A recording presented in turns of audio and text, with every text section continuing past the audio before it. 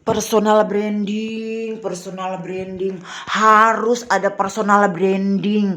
Kalau kamu pingin jadi konten kreator yang terkenal itu harus punya personal branding. Apa sih itu personal branding, Bunda? Kok orang itu selalu nanya personal branding, dan apa keuntungannya kalau kita punya personal branding? Sini kita bahas. Personal branding itu branding atau ciri khas kita gitu. Kita harus punya ciri khas atau punya pembeda dari akun-akun orang lain atau konten kreator yang lain. Kalau kita punya pembeda, orang akan mudah mengingat, ini siapa ya? Ini kok menarik gitu. Konten-konten dia kok menarik gitu. Ya, itu dia yang memang harus kita punyai untuk jadi seorang konten kreator. Harus punya pembeda dengan konten-konten orang lain.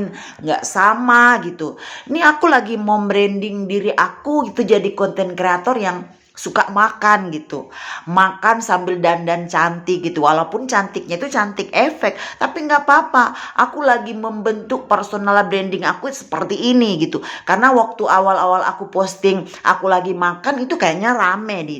Nah, aku udah mulai menemukan ciri khas aku atau branding aku. Kalian juga bisa mengevaluasi konten kalian. Mana konten kalian itu yang banyak view-nya, banyak peminatnya. Nah, itu dia. Itulah contoh konten yang seharusnya kalian kontenkan. Yang disukai oleh audiens kalian, yang disukai oleh peminat kalian, yang disukai oleh follower kalian. Nah, nih aku contohin makan seperti ini aja, udah tinggal rekam aja, ngambil durasi, terus isi suaranya. Tapi kan belum berani isi suaranya, Bunda, nggak ada idenya. Tinggal kita tanya aja di pencarian. Terus kita catat kalau memang kita lagi belajar belum berani gitu. Ngomongnya masih belepotan. Semua orang akan belepotan seperti itu di awal-awal. Tapi lama-lama belepotan itu akan hilang dengan beriringnya waktu, dengan seringnya kalian mengisi suara seperti ini. Karena suara kalian itu adalah aset buat kalian.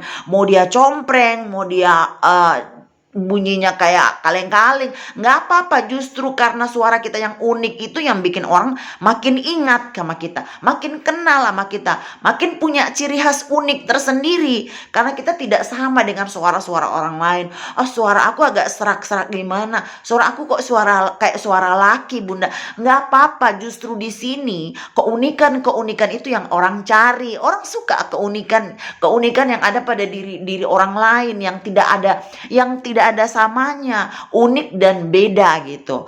Nah, itu dia yang harus kita tonjolkan, itu dia yang harus kita kasih lihat ke orang, ini loh aku punya kelebihan seperti ini. Jadi masing-masing semua kita punya kemampuan, punya kelebihan. Tinggal bagaimananya kita